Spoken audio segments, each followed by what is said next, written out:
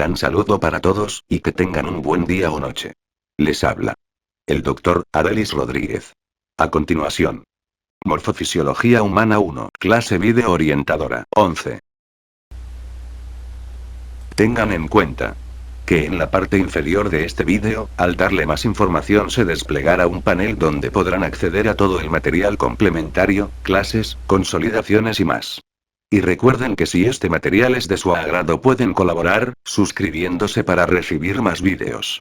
No olviden darle clic al botón de me gusta y compartirlo en sus redes sociales para que otros puedan recibir más material como este. Muchas gracias de antemano.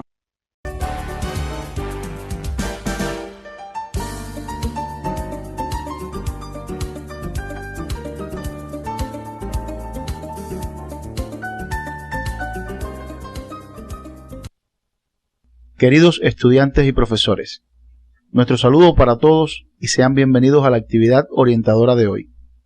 En la clase anterior nos referimos a los procesos responsables de la formación de gametos en ambos sexos, la fecundación y la evolución del cigoto durante la primera semana del desarrollo. En la presente actividad serán abordadas las principales transformaciones que experimenta el cigoto para llegar a constituir un embrión, así como el proceso de formación de la placenta. Al terminar el estudio de estos contenidos, serán capaces de explicar las transformaciones del embrión y del trofoblasto durante el período de la segunda a la octava semana del desarrollo, destacando las causas del plegamiento embrionario y sus consecuencias sobre el aspecto externo, así como la formación y funciones de la placenta.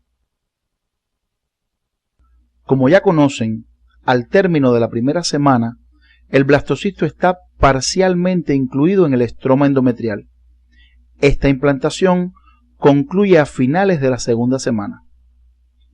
A medida que ocurre este proceso, el trofoblasto se diferencia en una capa interna de proliferación activa, el citotrofoblasto, y una capa externa, el sincitio trofoblasto, que provoca erosión en los tejidos maternos. Mientras esto sucede, el blastocisto se incluye lentamente en el endometrio. El sincitio trofoblasto produce una cantidad suficiente de gonadotropina coriónica hacia finales de la segunda semana, cuya determinación en la orina constituye una prueba positiva de embarazo, aunque la mujer no tenga conocimiento de estar embarazada. En esta etapa, el embrioblasto se diferencia en epiblasto e hipoblasto. Las capas embrionarias recién diferenciadas forman conjuntamente el disco bilaminar. Observen que el epiblasto es la capa más gruesa y sus células dan origen a los amnioblastos que revisten la cavidad amniótica. Las células del hipoblasto se continúan con la membrana exocelómica y juntas rodean el saco vitelino. Las células del saco vitelino forman una nueva población celular, el mesodermo extraembrionario, que ocupa el espacio entre las paredes del amnio y la membrana exocelómica por dentro y el citotrofoblasto por fuera, desarrollándose grandes vacuolas en el mismo que al confluir formarán la cavidad coriónica o celoma extraembrionario.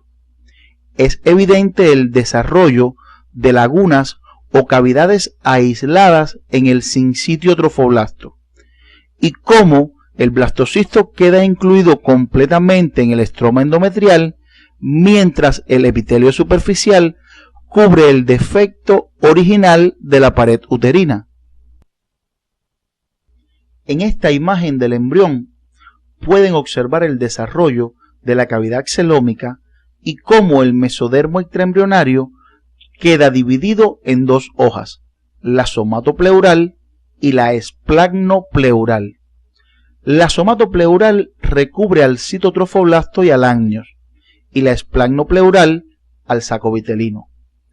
El mesodermo somático extraembrionario y las dos capas del trofoblasto forman el corion. Este delimita la pared del saco coriónico dentro del cual queda suspendido el embrión y sus sacos amniótico y vitelino por el pedículo de fijación. A consecuencia de la erosión del sincitio trofoblasto sobre los tejidos y capilares maternos, la sangre de la madre invade las lagunas y se establece la circulación útero-placentaria primitiva, que suministra oxígeno y sustancias nutritivas al embrión. Simultáneamente, el citotrofoblasto forma columnas celulares que penetran en el sincitio trofoblasto y son rodeadas por este. Estas columnas constituyen las vellosidades primarias. La segunda semana del desarrollo embrionario es conocida como la semana del 2. El trofoblasto se diferencia en dos capas, al igual que el embrioblasto. El mesodermo intraembrionario se separa en dos hojas y se forman dos cavidades, la amniótica y el saco vitelino. A comienzos de la tercera semana, en la porción caudal del disco germinativo, aparece una estructura lineal en la superficie del epiblasto, la línea primitiva. Esta estructura se forma por la proliferación y migración de células del epiblasto hacia el plano medio del disco embrionario. A medida que la línea se alarga, se desarrolla en su centro el surco primitivo y su extremo craneal prolifera para formar el nódulo primitivo o de Hensen, zona ligeramente elevada alrededor de la fosita primitiva. La aparición de esta línea permite identificar el eje craneocaudal del embrión, los lados derecho e izquierdo, los extremos craneal y caudal y las superficies dorsal y ventral. Con su formación, también se da inicio a la gastrulación, proceso característico de esta semana y que explicaremos a continuación. Como pueden observar en este corte del disco embrionario, poco después de formada la línea primitiva, las células del epiblasto migran hacia ella y se invaginan por el surco primitivo, deslizándose y desprendiéndose por debajo del epiblasto. Una vez que las células se han invaginado, algunas de ellas desplazan al hipoblasto, lo que da origen al endodermo embrionario. Otras se ubican entre el epiblasto y el endodermo para constituir el mesodermo y finalmente las que quedan en el epiblasto forman el ectodermo. De este modo, por medio del proceso de gastrulación, se originan las tres capas germinativas del embrión a partir del epiblasto. Las células de las tres capas germinativas formadas constituyen la fuente de todos los tejidos y órganos del organismo. En esta vista superior del disco embrionario se representa la trayectoria que siguen las células en su migración entre el epiblasto y el hipoblasto, rellenando el espacio entre ellos, excepto en dos zonas, la lámina precordal en la región cefálica y la lámina cloacal en la región caudal del disco.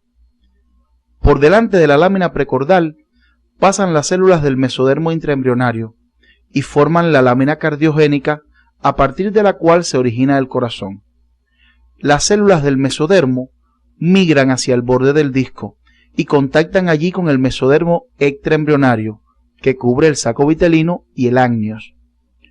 Observen cómo por la fosita primitiva se invaginan células que migran en dirección a la lámina precordal, las que participan en la formación de la notocorda, como se orienta a continuación. Observen cómo las células prenotocordales, invaginadas por la fosita primitiva, migran hasta llegar a la placa precordal, formando el canal notocordal. El suelo de esta prolongación se fusiona con el endodermo y las capas fusionadas sufren procesos degenerativos. El resto de la prolongación forma la placa notocordal, que prolifera y se desprende del endodermo para formar un cordón macizo que es la notocorda definitiva. Esta constituye el eje primordial del embrión, actuando como base para el desarrollo del esqueleto axil, e indica la futura localización de los cuerpos vertebrales. Simultáneamente a los procesos de diferenciación que ocurren en el embrión, el trofoblasto también avanza rápidamente en su desarrollo, según veremos a continuación. Hacia el comienzo de la tercera semana, el trofoblasto se caracteriza por la presencia de las vellosidades primarias, en cuyo centro posteriormente penetran las células mesodérmicas en dirección a la decidua, formándose una vellosidad secundaria. Observen en la imagen el aspecto del corión en esta etapa y una representación de un corte de dicha vellosidad. Al final de la tercera semana, en el mesodermo de la parte central de la vellosidad secundaria, se diferencian vasos sanguíneos de pequeño calibre, formándose la vellosidad terciaria, que constituye el sistema capilar velloso. Estos capilares contactan con capilares del corión y con los del pedículo de fijación, los que a su vez establecen contacto con el sistema circulatorio intraembrionario.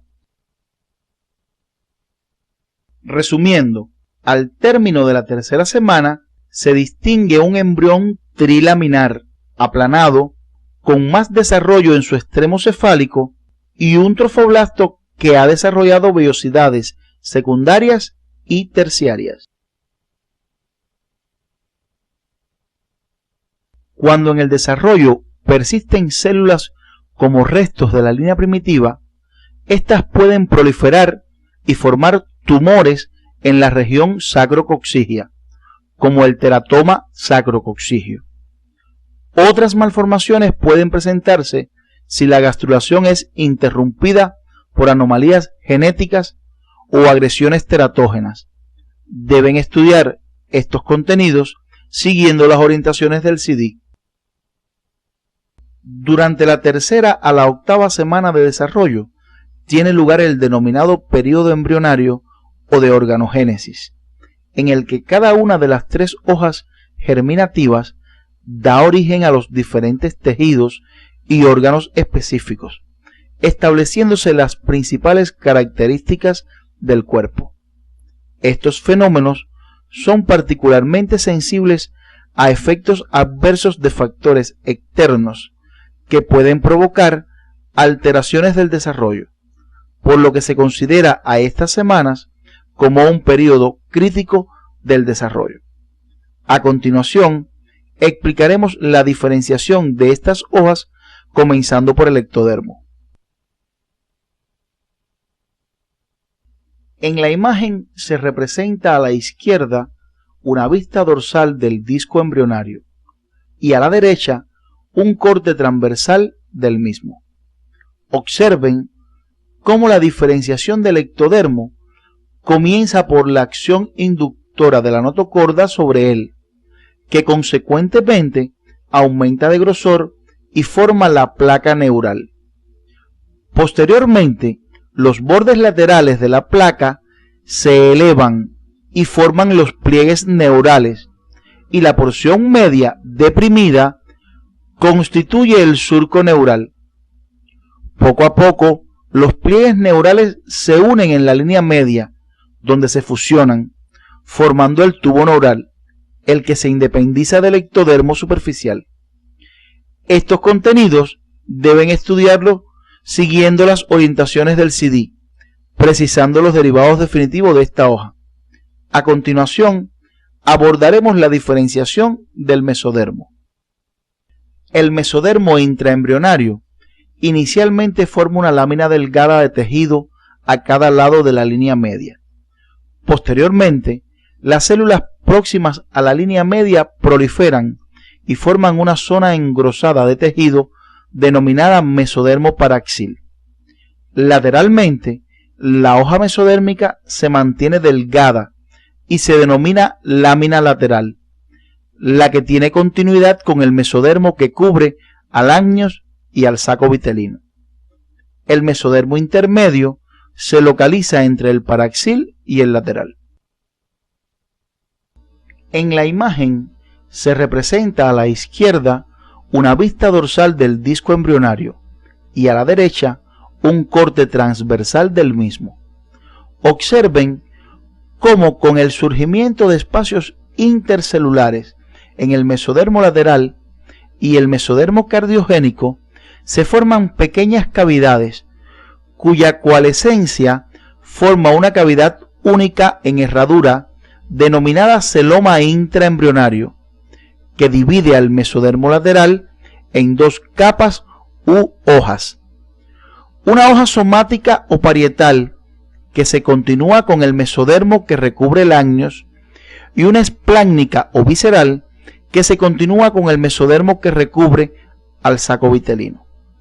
Finalmente, el celoma intraembrionario dará lugar a las cavidades corporales. Deben estudiar estos contenidos precisando el destino de cada una de estas partes según las orientaciones del CD. Hacia finales de la tercera semana, el mesodermo paraxil forma dos columnas longitudinales a ambos lados de la línea media.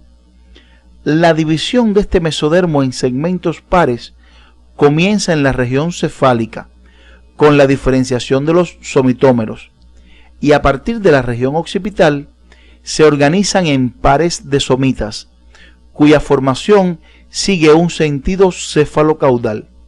Durante esta etapa del desarrollo se expresa la edad embrionaria según el número de somitas.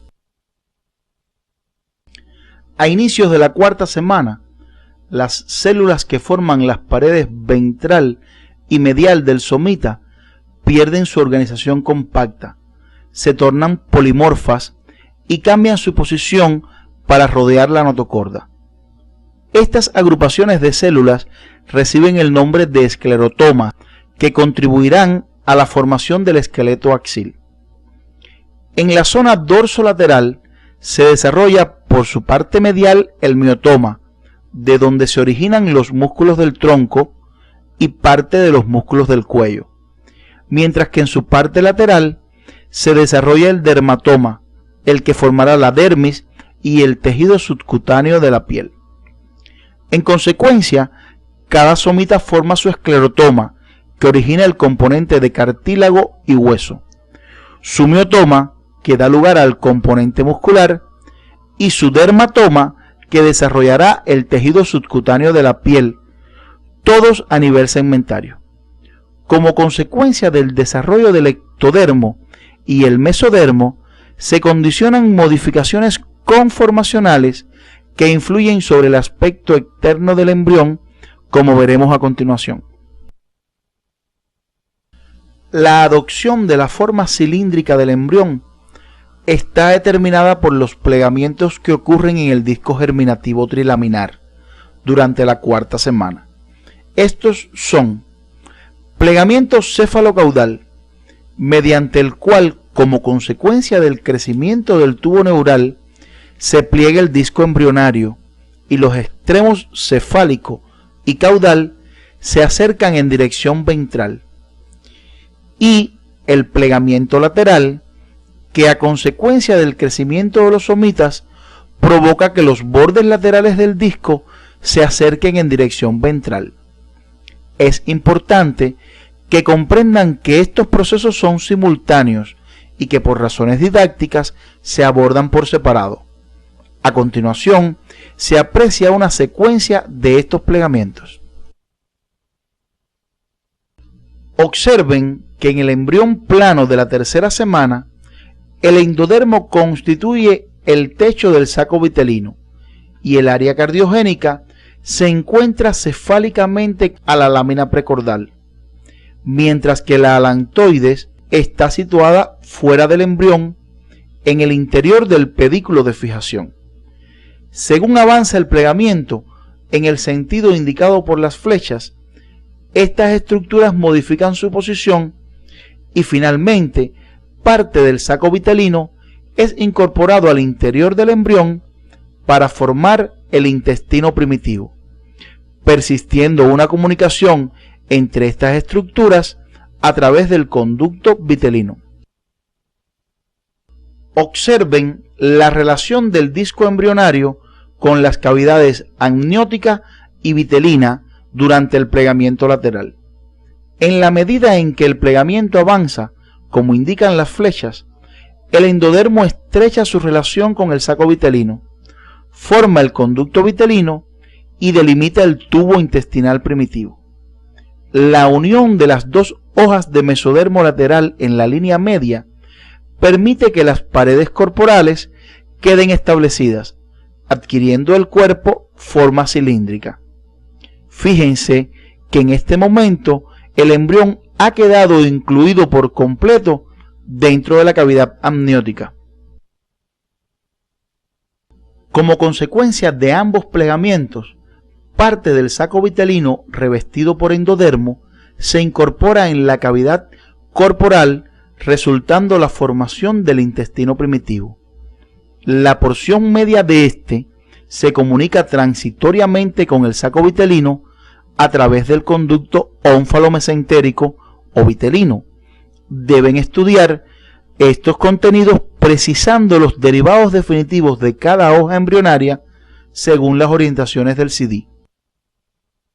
Están observando un pequeño resumen de las causas y consecuencias del plegamiento embrionario.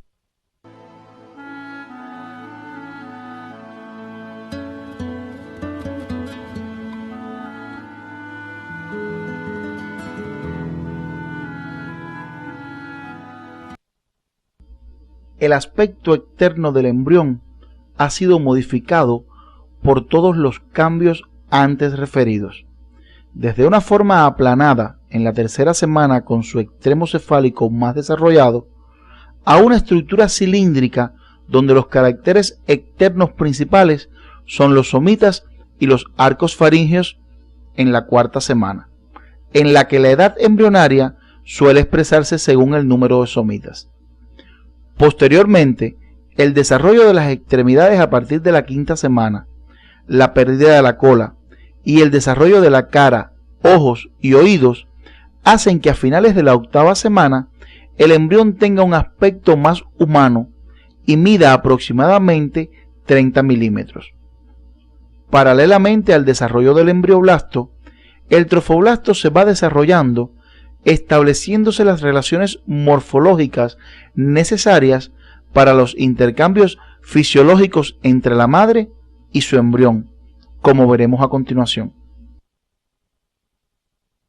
En la segunda semana, mientras el blastocisto se introduce en el endometrio, las células de este último se tornan poliédricas y contienen abundantes lípidos y glucógeno.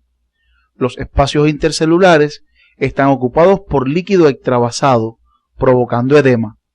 Además, se encuentran glándulas y abundantes vasos sanguíneos. Estos cambios, denominados reacción decidual, se circunscriben inicialmente al sitio de implantación, pero pronto abarcan todo el endometrio. La decidua así formada es la capa funcional del endometrio que se desprende durante el parto. En dependencia de su relación con el producto de la concepción y su destino definitivo, la decidua recibe distintos nombres que veremos a continuación. En las primeras semanas, las vellosidades cubren toda la superficie del corion. A medida que avanza la gestación, las vellosidades del polo embrionario siguen creciendo y expandiéndose, lo cual da origen al corion frondoso. Las del polo abembrionario o vegetativo degeneran y hacia el tercer mes este es liso y se denomina corion leve o calvo. La decidua que cubre el corion frondoso se denomina decidua basal y la que se relaciona con el corion leve es la capsular. El aumento del líquido amniótico hace que la cavidad amniótica crezca, ocupando el espacio de la vesícula coriónica, Como consecuencia, desaparece la decidua capsular y el corión leve se fusiona a la decidua parietal, con lo que se oblitera transitoriamente la cavidad uterina. En la imagen están observando una fotografía de un saco coriónico humano, donde pueden apreciar el aspecto del corión frondoso y el leve. Como resultado de estas transformaciones, la placenta queda constituida por dos porciones: la parte fetal, formada por el corión frondoso, y la parte materna, compuesta por la decidua basal. En la zona de unión se entremezclan las células del trofoblasto y las deciduales.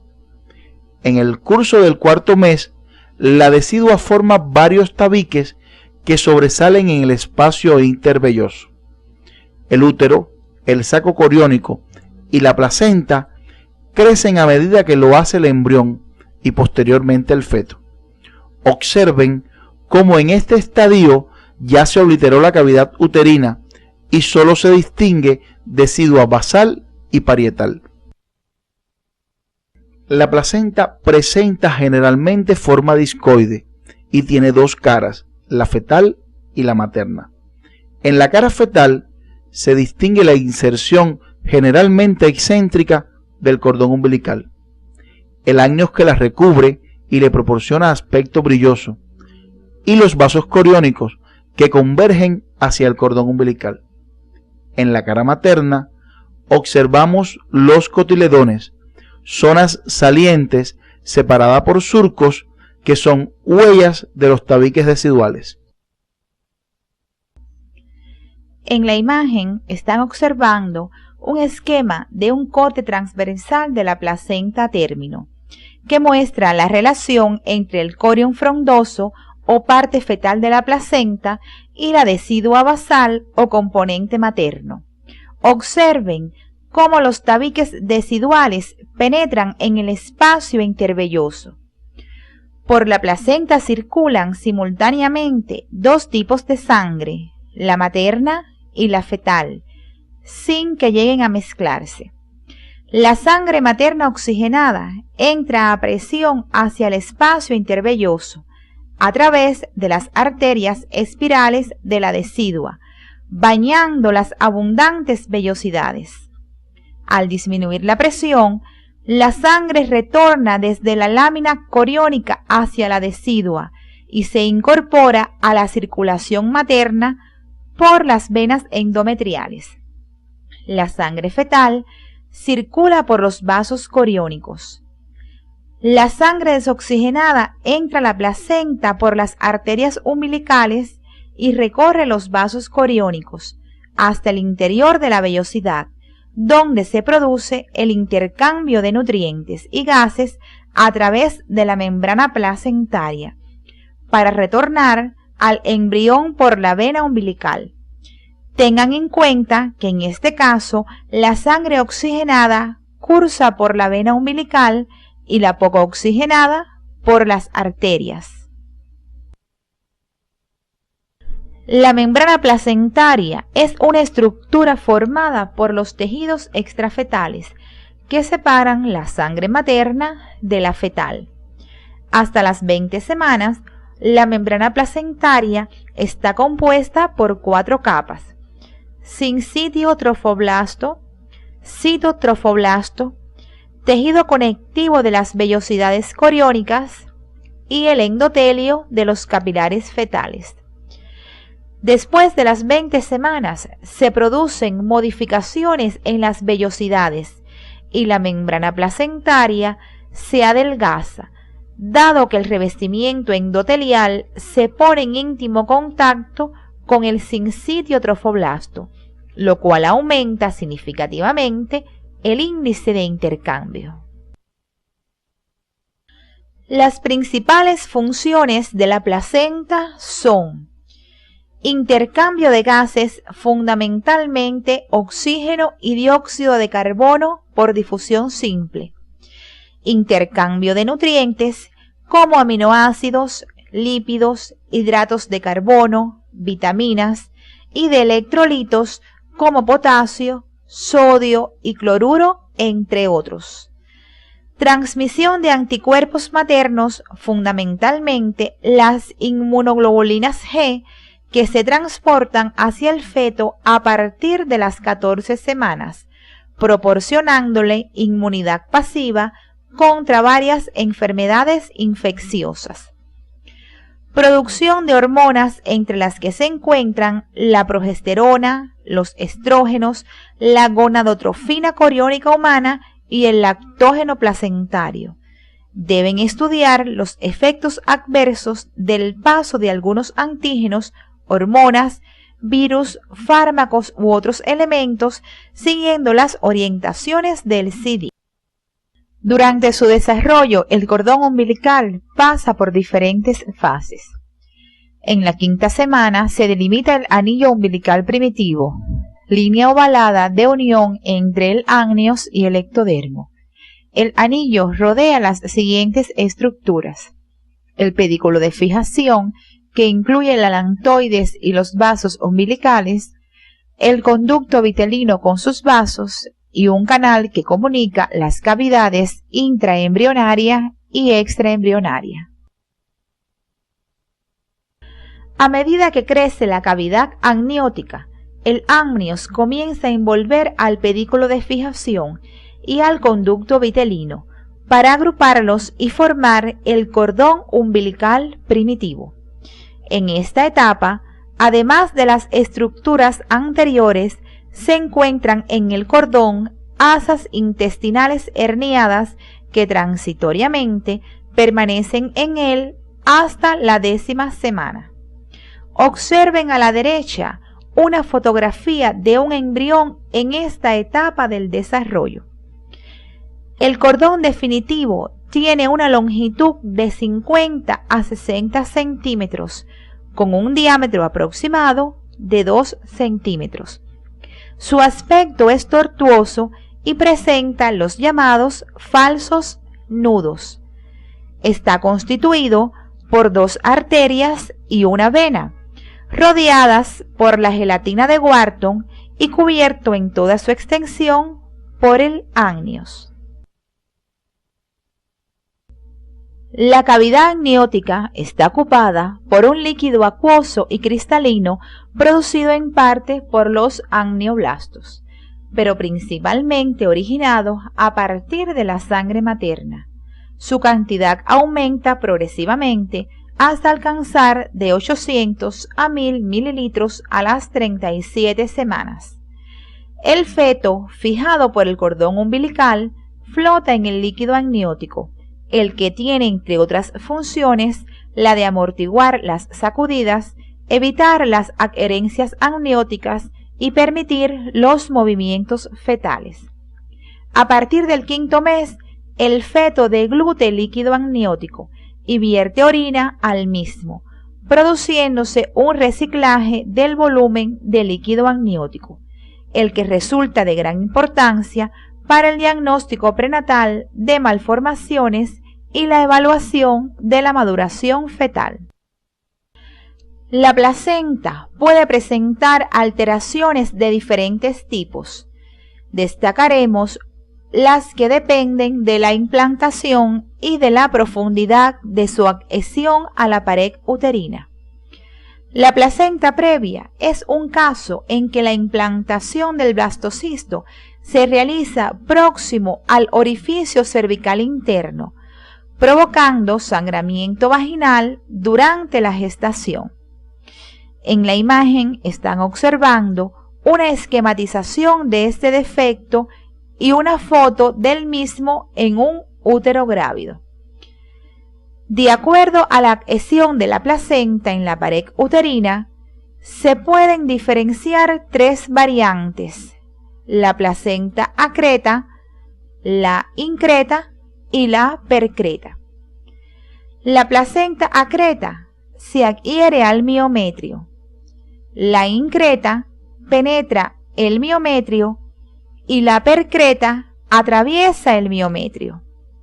Algunas de estas variantes pueden dificultar el proceso de desprendimiento placentario posterior al nacimiento del feto.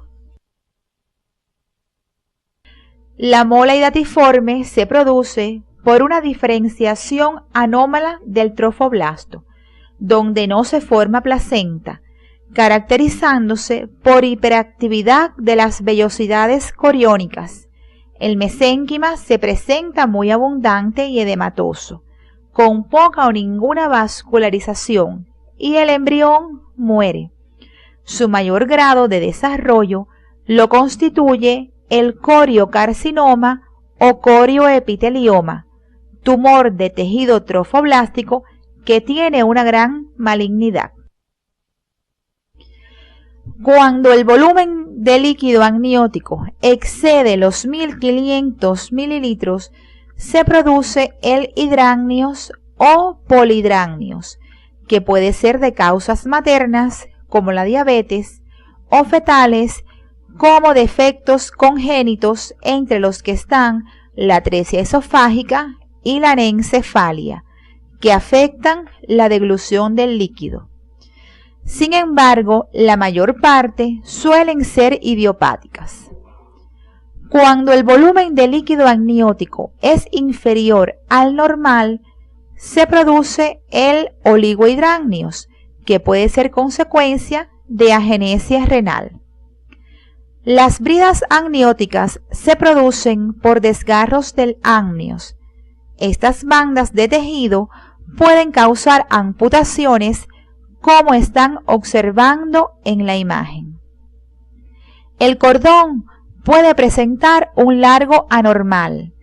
En los casos de cordón muy largo, se pueden producir verdaderos nudos en la medida que se mueve el feto. También puede provocar circulares que acordonan diferentes partes del feto, como están observando. Cuando es muy corto, puede provocar desprendimiento de la placenta. Después de haber orientado estos contenidos, arribamos a las siguientes conclusiones. Durante la segunda semana se completa la implantación. Se da inicio al desarrollo de los tejidos embrionarios y las membranas fetales, apareciendo la primera forma de circulación sanguínea. El segundo mes de vida intrauterina se caracteriza por una rápida diferenciación celular, mediante la cual cada hoja germinativa da origen a tejidos y órganos específicos y se establece la circulación placentaria. La placenta desarrolla funciones esenciales para el normal crecimiento y desarrollo prenatal. Su capacidad funcional se va incrementando en la medida que avanza la gestación, con el aumento del número de las vellosidades libres y la disminución del grosor de la membrana placentaria. El saco vitelino, el cordón umbilical y el amnios con su líquido son anexos embrionarios que, al igual que la placenta, tienen gran importancia en el desarrollo. Cualquier alteración en ellos puede repercutir negativamente sobre el feto. En la actividad de hoy hemos abordado los principales eventos que permiten transformar el huevo o cigoto en embrión. En la próxima actividad orientaremos el desarrollo fetal y su diagnóstico prenatal para lograr el feliz término del embarazo con un recién nacido sano.